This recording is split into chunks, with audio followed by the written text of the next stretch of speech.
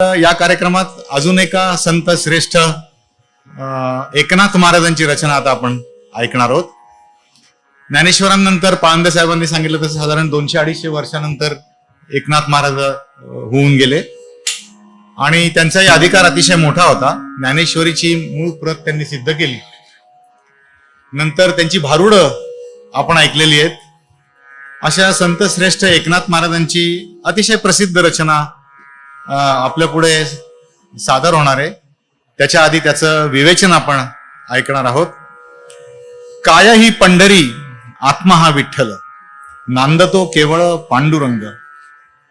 पांडुरंगाशी एकरूप झाल्याची, तादात्म्य पावल्याची भावना या संबंध अभंगामध्ये दिसते. आणि पांडे साहेब, मला या रचनेमध्ये भाषेच्या दृष्टीने असं एक दिसतं की भावभक्ती भीमा, म्हणजे असं शब्दांचं त्रिकूट आलंय. पहिल्या कडव्यात भावभक्ती भीमा, नंतर दया क्षमा शांती, मग ध्यान ध्यान ज्ञान ध्यान पूजा आणि देही जनी वनी. अशी एक भाषेच्या दृष्टीने फार सुंदर रचना एकनाथ महाराजांची याच्यात दिसते. अर्थ तर आम्हाला पटकन कळेल असं नाहीच आहे. आणि या कार्यक्रमामध्ये आपल्याला अतिशय फार मोठी मेजवानी अशी मिळाली की या सगळ्या अवघड रचनांचा अर्थ आपल्याला इथे समजतोय. तर काया ही पंढरीचा अर्थ आपण जरा समजून सांगावा. आणि ही रचना सादर करणार आहेत योगेशजी.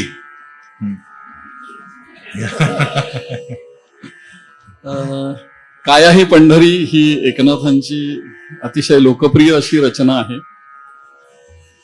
आणि तुम्ही जे म्हटलं की भावभक्ती भीमा वगैरे हे जे शब्द आहेत, किंवा दया क्षमा शांती, ज्ञान ध्यान पूजा आणि असे हे आहेत, तर ह्यात एकनाथांनी हा अनुप्रास अलंकाराचा वापर केलेला आहे. आणि भावभक्ती भीमा, भावभक्ती भीमा. मराठीत बोलताना काही वेळेला ते लोक म्हणतात भचा आणि पुढे काही हे इथे त्यांनी हे घ्यावं की भावभक्ती भीमा आहे पण भ पासूनच सुरू होतात. तर ते एकनाथांनी इथे सांगितलंय. काया ही पंढरी आत्मा हा विठ्ठल, नांदतो केवळ पांडुरंग. इथे परत ह्या अभंग रूपक अलंकारात पण आहे किंवा तुलना केलेली आहे त्याची. इथे तुलना कशाची केली आहे तर पंढरपूरशी तुमच्या देहाची तुलना केली. म्हणजे पंढरपूरची वारी करायची आणि इथे तुमच्या देहाची वारी करायची. म्हणून तो शेवटचा शब्द काय, एका जनार्दनी वारी करी. तर ती कशी करायची हे त्यांनी सांगितलंय की ती वारी कशी होईल. पंढरपूरला जाताना काय, काया ही पंढरी आत्मा हा विठ्ठल हा आपण शेवटी घेऊ. काया ही पंढरी आत्मा हा विठ्ठल, नांदतो केवळ पांडुरंग. पण तो काय केलं तर नांदतो हे इथे खाली पुढे आपण. भावभक्ती भीमा उदकते वाहे. पंढरपूरला काय आहे, भीमा नदी आहे बाजूला आणि त्यामुळे पाणी वाहत आहे त्यातनं. शरीरात तुमच्या तुम्ही भाव आणि भक्तीचा उदय केला पाहिजे. तेव्हा ते आपण जे म्हटलं की चित्त आणि उदक यांचा संबंध आहे, तर ते शरीरातलं जे चित्त आहे तिथे तुमचं भाव आणि भक्ती यायला पाहिजे. तिथे चित्त ते भाव आणि भक्तीने भरून जायला पाहिजे. जसं तिथे पंढरपूरला चंद्रभागा नदी आहे त्याच्यावर पंढरपूर पोचलं जातं, तसं तुमचा देह हा भाव आणि भक्तीवर पोचला गेला पाहिजे. म्हणून ते भाव भक्ती भीमा उदकची वाहे. बरवा शोभत आहे पांडुरंग. मग ते उदक वाहिल्यावर तिथे पांडुरंग अतिशय शोभून दिसणार आहे. तिथेही शोभतोय चंद्रभागेच्या बाजूला, पण इथेही करायचं असलं तर तो भाव भक्तीचा पूर यायला पाहिजे तुमच्या इथे. दया क्षमा शांती हेची वाळूवंट, मिळाला असे थाट वैष्णवांचा. तिथे पंढरपूरच्या चंद्रभागेच्या तीरावर वाळू आहे म्हणून त्याला वाळवंट असं म्हटलंय. आणि तिथे वैष्णव म्हणजे वारकरी जे असतात त्यांचं भजन कीर्तन असं रंगतं तिथे. ते तिथे तेच करतात. इथे काय करायचंय, इथे दया क्षमा शांती. तुमच्या चित्तात एकदा भक्तिभाव जागला की मग त्याच्या बरोबर हे जर जागले म्हणजे त्याच्या बाजूला की दया क्षमा आणि शांती, तर तिथे पांडुरंग पुढे येणार आहे. आणि तिथे मग तुम्हाला जे तिथे वैष्णवांचा थाट आहे, मिळाला असे थाट वैष्णवांचा, वारकरी आहे, इथे तुम्हाला मग भजन कीर्तन करण्यात तुम्हाला आनंद मिळाला लागेल. म्हणून भावभक्ती भीमा उदकची वाहे. बरवा शोभत आहे पांडुरंग, आणि मग दया क्षमा शांती हेची वाळूवंट, मिळाला असे थाट वैष्णवांचा, हे आलं. त्याच्यानंतर ज्ञान ध्यान पूजा विवेक आनंद हाची वेणुनाद शोभत असे. तिथे भक्तीचं कीर्तन असतं, पूजा असते, नंतर प्रवचन असतात, आणि हा सगळा वैष्णवांचा थाट असतो, वारकऱ्यांचा थाट असतो. इथे तुम्ही काय केलं तर ज्ञान आणि ध्यान आणि पूजा. पण ज्ञान हे कसं पाहिजे तर ते विवेकी ज्ञान पाहिजे, अविवेकी ज्ञान नाही पाहिजे. ज्ञान हे दोन्ही प्रकारचं असू शकतं, विवेकी ज्ञान पण असू शकतं आणि अविवेकी ज्ञान पण असू शकतं. त्याची उदाहरणं आपल्या डोळ्यासमोर आहेत. ज्ञानी आहेत पण अविवेकी आहेत, तर तसं नकोय, ते विवेकी ज्ञान पाहिजे. आणि म्हणून मग आनंदाने ते तुम्ही करा. दया क्षमा शांती हेची वाळवंट, मिळाला असे थाट वैष्णवांचा. पण तिथे त्या वाळवंटात तुम्ही ज्ञान ध्यान पूजा विवेक आनंद हाची वेणुनाद शोभत असे. मग तुम्हाला तो सुस्वर ऐकू येईल, तो वेणुनाद ऐकू येईल. कोणाचा? विठ्ठलाचा किंवा कृष्णाचा जो वेणुनाद आहे तो तुम्हाला ऐकू येईल. म्हणजे तुम्हाला हळूहळू तुम्ही वरच्या पायऱ्यांवर जायला लागाल अध्यात्मात. आणि मग दश इंद्रियांचा एकमेळ केला, ऐसा गोपाळ काला होत असे. जे तिथे काल्याचं कीर्तन करतात की सगळे वारकरी एकत्र येऊन एकच कीर्तन त्यांचं असतं, आणि मग तो सगळा प्रसाद त्यांचा एकत्र करून ते सगळ्यांना वाटतात. इथे तुम्ही काय करा, दश इंद्रियांचा एकमेळ केला. सगळी इंद्रिय तुमची या भावभक्तीत गेली पाहिजेत. सगळी इंद्रिय ही तुमची जी आहेत, म्हणजे पंचेंद्रिय आणि 5 कर्मेंद्रिय आणि 5 ज्ञानेंद्रिय, ही सगळी त्या विठ्ठलाला वाहिली गेली पाहिजेत. म्हणजे तरच तुमचा हा जो आहे हा एकत्र सगळ्या इंद्रियांचे झालं तर तो गोपाळ काला होणार आहे. म्हणजे मग तुम्हाला परमेश्वर प्रसन्न होणार आहे. गोपाळ काला केला म्हणजे जेव्हा काल्याचं कीर्तन होतं नंतर विठ्ठल प्रसन्न होतो अगदी, आणि त्यांना आनंद देतो.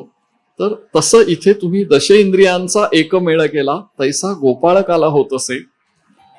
आणि देखिली पंढरी देही जनिवनी, एका जनार्दनी वारी करी.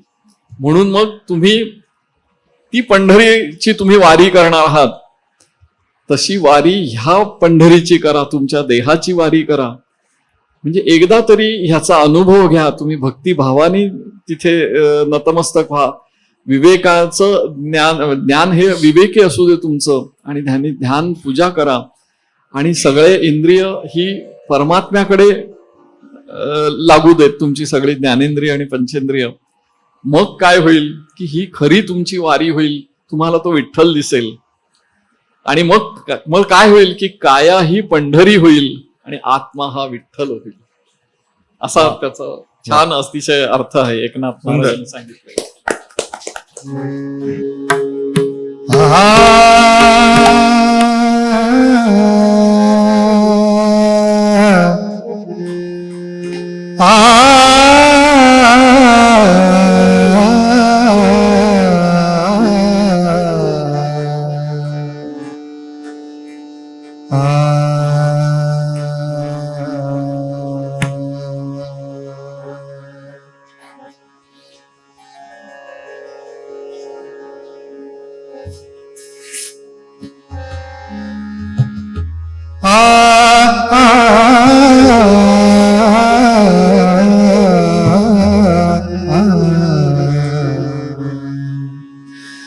काया ही पंढरी आत्मा हा विठ्ठल.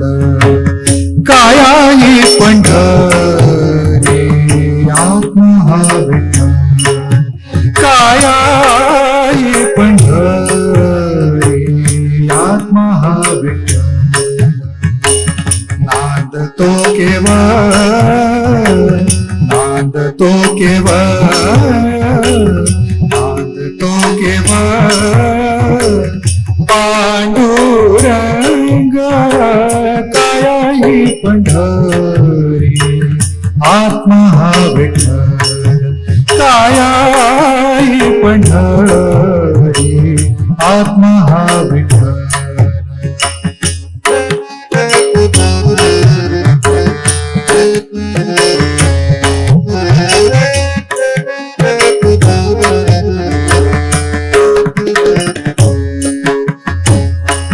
भाव भक्ती भीमा उदकते वाहे, भाव भक्ती भीमा उदकते वाहे, भाव भक्ती भीमा, भाव भक्ती भीमा उदकते वाहे। परवा शोभत आहे, परवा शोभत आहे पांडुरंग, कायाही पंढरी आत्मा हा विठ्ठल, कायाही पंढरी आत्मा हा विठ्ठल।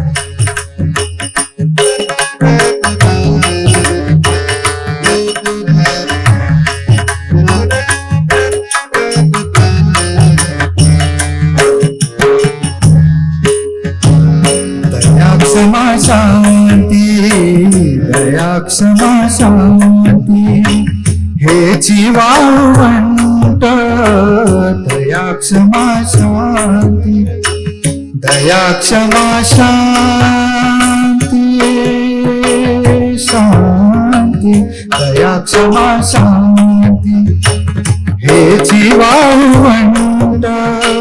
मिळाला से फाट, मिळाला से फाट, मिळाला से फाट वैष्णवांचा, कायाही पंढरी आत्मा हा विठ्ठल, कायाही पंढरी आत्मा हा विठ्ठल।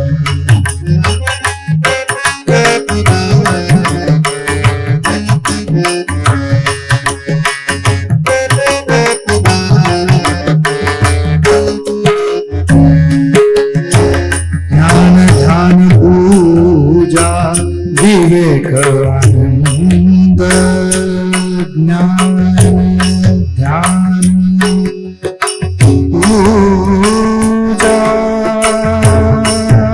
पूजा, पूजा, पूजा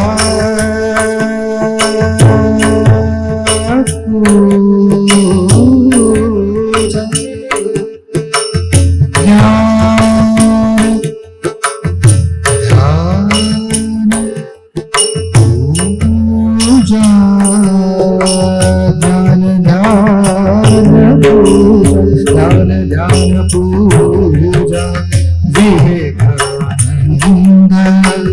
हाची वेणुनाद, हाची वेणुनाद, हाची वेणुनाद शोभत से कायाही पंढरी आत्मा हा विठ्ठल, कायाही पंढरी आत्मा हा विठ्ठल।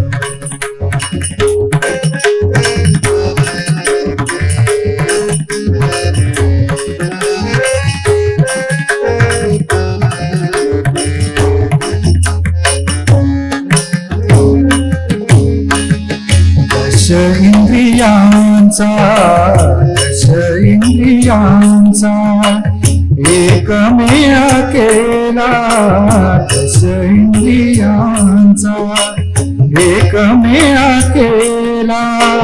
ऐसा गोपाकाला, ऐसा गोपाकाला, ऐसा गोपाकाला, ऐसा गोपाकाला होत से कायाही पंढरी आत्मा हा विठ्ठल, कायाही पंढरी आत्मा हा विठ्ठल।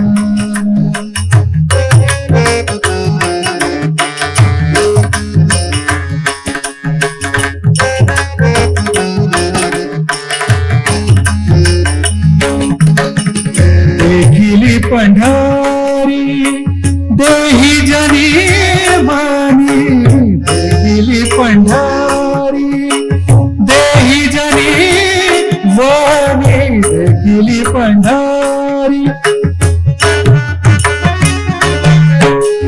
देखिली पंढरी, पंढरी पंढरी